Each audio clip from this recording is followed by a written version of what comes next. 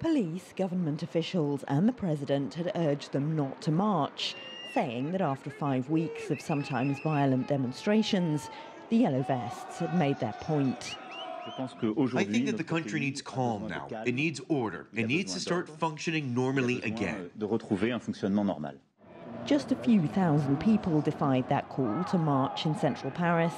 Some threw projectiles at police, who responded with tear gas, but most were peaceful.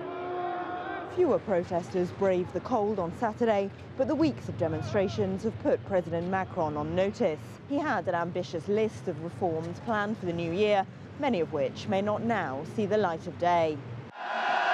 The president was first forced into a U-turn on the fuel tax that triggered the protests, and then into significant concessions, including a rise in the minimum wage and cutting taxes on low-income pensioners.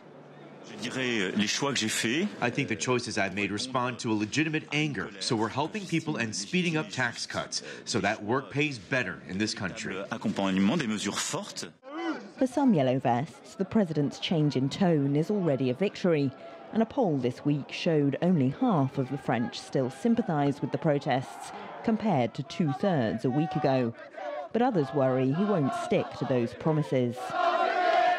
This fifth weekend is to insist that the measures announced are applied, because I think they'll increase the deficit and Macron might try to do another U-turn. Others are determined to keep marching, saying they want deeper political change, including putting government policies to the people in frequent referendums and cutting politicians' wages.